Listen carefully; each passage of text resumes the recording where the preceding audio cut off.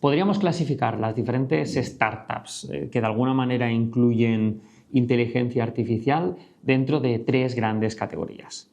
Lo que nos gusta llamar los SaaS con IA, lo que nos gusta llamar pues, los agentes de IA y lo que nos gusta llamar, por así decirlo, los servicios orquestados con IA. Respecto a la parte del SaaS con IA, ¿no? Hablamos de software as a service con, por así decirlo, una cierta capa de inteligencia artificial o incluso con agentes de inteligencia artificial, ¿vale? Esta es una categoría en donde nosotros estamos, como comentábamos previamente, invirtiendo, siempre y cuando el software, por así decirlo, sea lo suficientemente vertical, incluya conocimiento y expertise muy concreto dentro de lo que es la industria y donde de alguna manera el usuario o el cliente debe ser capaz de generar datos propietarios que luego puedan ser capaces de nutrir al LLM de turno, ¿no? O al agente de inteligencia artificial para generar todavía más valor. Pensamos que aquellos softwares, por ejemplo, que no son capaces de generar ese dato y que ese dato está en otra plataforma, ¿no? o en otra herramienta, ¿no? Lo que se conocen como los System of Record, que es de alguna manera pues, ese conjunto de herramientas donde está la fuente de verdad de las compañías, corren el riesgo de que el día de mañana pues, esos System of Records pues, monten toda esa capa agéntica por encima y al final no puedas acabar compitiendo con esas soluciones. Por lo tanto, software as a service con un cierto componente de inteligencia artificial que permita capturar dato propietario y usarlo para generar más valor y que provengan, por así decirlo, de una experiencia y un know-how muy específico y concreto. Luego tenemos una segunda categoría que son lo que a mí me gusta llamar los agentes de IA, ¿no? Por así decirlo. O, dicho de otra manera muy burda, tus empleados digitales. Hay compañías cuya propuesta de valor no consiste en vender un SaaS, ¿no? Y que de alguna manera pues, tú tengas empleados trabajando y usando ese software para ejecutar tareas, sino que directamente venden el output, es decir, el resultado. Pues, te ofrezco la posibilidad de contratar un servicio para filtrar llamadas para tu call center y que de alguna manera aquellas llamadas que tienen un potencial de venta, pues eso salta a un agente que te intenta de alguna manera hacer la ejecución de la venta.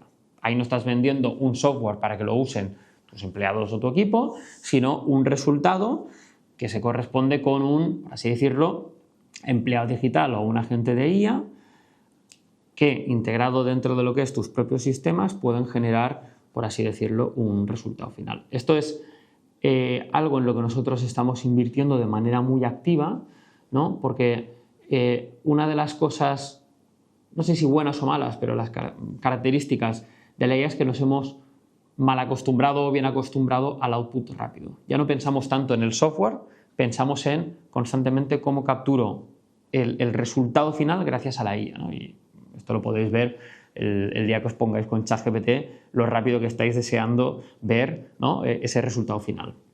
Entonces, ese sería un segundo gran bloque.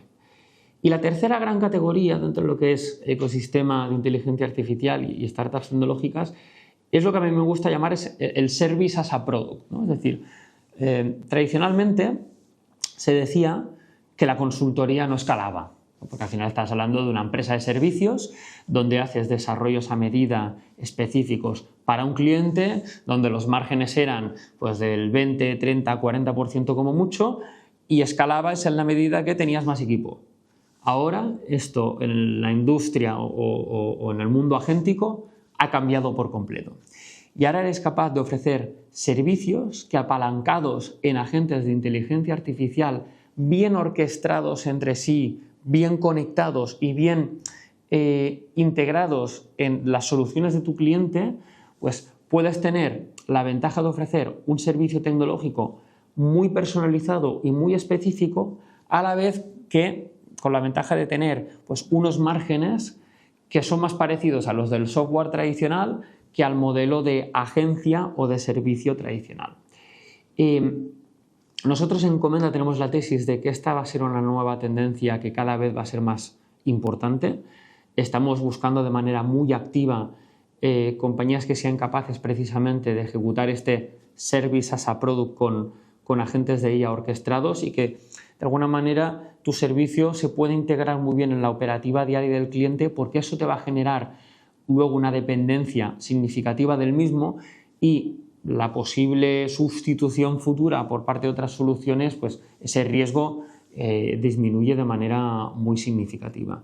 Obviamente, en función de las diferentes categorías, la estrategia de pricing es muy diferente. Pues en el caso del software as a service con IA, pues probablemente hay una parte de SaaS mensual, de cuota mensual, más probablemente una parte más basada en el outcome.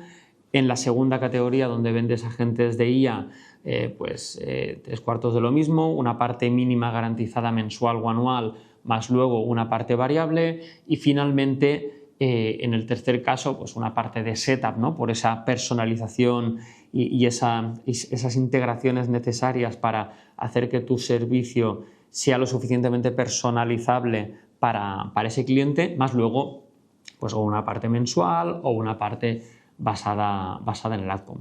Pero digamos que estas son las tres grandes categorías que nosotros desde Encomenda pues, consideramos invertir dentro de lo que es la nueva era de la inteligencia artificial, siempre y cuando, como comentamos, pues sean soluciones muy verticalizadas, que de alguna manera generen data propietaria que el propio cliente luego pueda usar, o tú como compañía, para entrenar tus propios modelos y generar mayores barreras de entrada y reducir de alguna manera la fricción y la capacidad de sustitución a los proveedores de LLMs, y que sobre todo pues puedas de alguna manera integrarte, ¿no? Dentro de lo que es la propia compañía para volverte imprescindible, por así decirlo, en un sector donde hemos visto que las barreras al desarrollo de producto y de software son cada vez menores. Y lo hemos dicho antes, la selección natural. Si no eres capaz de integrarte bien con el cliente, de dar un valor máximo, de ser capaz de generar un output inmediato, las opciones de que sustituyan tu solución por otra son muy significativas. Y la selección natural, para bien o para mal, va a acelerar la caída de muchas compañías que no sean capaces de crear suficiente valor para sus potenciales clientes.